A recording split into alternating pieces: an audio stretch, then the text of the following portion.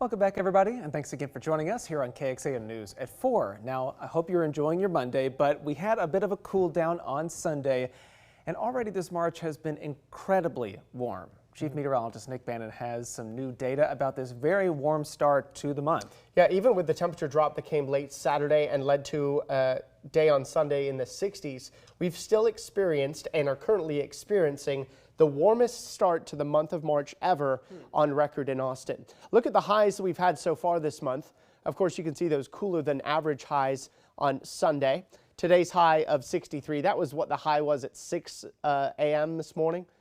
We will get our official high that will be deeper into the 70s when we get the update later on this afternoon. But you could see this big old stretch of way warmer than normal temperatures. First 6 days of the month, we were into the middle and upper 80s, near record territory, in fact, record-breaking territory in some instances. So we looked up the data, the first 8 days of the month, because today's not done yet, and it turns out we're in the top spot for the hottest average temperature for the first 8 days of March in Austin area history. And you could see we're beating 1974 by almost half a degree. 2006 is the nearest year that has experienced this similar start to the month of March. But even then, we're averaging almost 2 degrees warmer than that March of 2006, at least to start. And you can see where temperatures go over the next week. Sure, we've got a couple of cool downs. Those cool downs only bring us down to average, which is 72. We still have a lot of 80s and almost our first 90 of the year to come here over the next week. And of course, we'll keep watching that. Outside right now from our Oasis restaurant camera looking out over Lake Travis, partly sunny sky there. For some of you, you're actually mostly cloudy. So it depends on where you are. We've had more breaks of sun in the hill country and some of our eastern counties. Sky's pretty gray in the metro, and we've got a few spotty light showers moving through as well. Nothing super significant, but you can feel the drops out there. Still getting that flow of moisture coming from that Pacific storm that we've talked about for days now. And I know the rainfall amounts did not work out as hoped here this past weekend, but we are concerned that this upper level low that continues to spin as it moves eastward, it's going to really ramp up the severe weather risk for us late tomorrow into the first third of Wednesday. So even if you didn't get the rain you wanted this past weekend, don't discount the severe weather risk that we're looking at here tomorrow. First of all, what happens tonight will stray a little sprinkle into the evening. Low clouds thickening up overnight, and then we start your Tuesday cloudy. There could be some drizzle and fog as well, but otherwise it's a cloudy start and an uneventful start. We go into the afternoon, even as early as late morning, a few spotty showers or a thunderstorm possible, but very limited in coverage during the daylight hours of Tuesday. I know you're going to look at the rain chances tomorrow and think, well, when's the rain coming then? It's really not coming until the sun sets.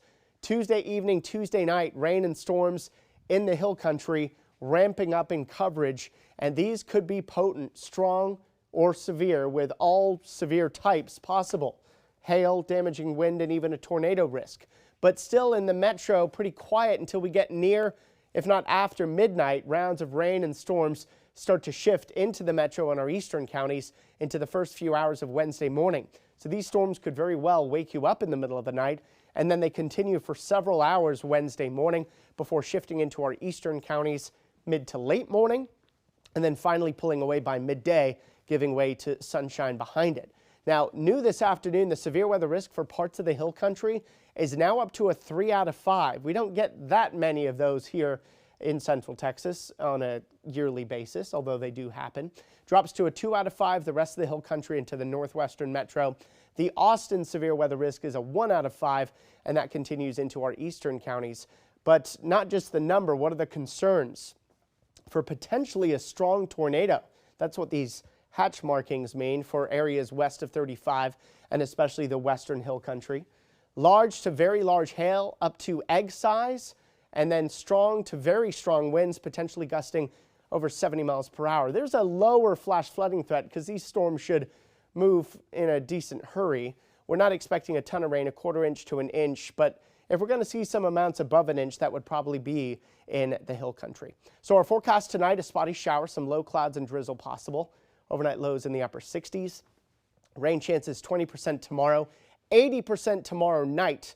Some of you having to wait until after midnight for that rain, though, so be patient with it. And then by daytime Wednesday, say 7 a.m. to noon, rain coverage at 40% with the sun coming out in the afternoon. And then a secondary cold front actually comes through to bring us a temperature drop into the 70s on Thursday, back to the 80s Friday, Saturday, Sunday, near 90. Then our next cold front knocks us back down in the low 70s into next Monday.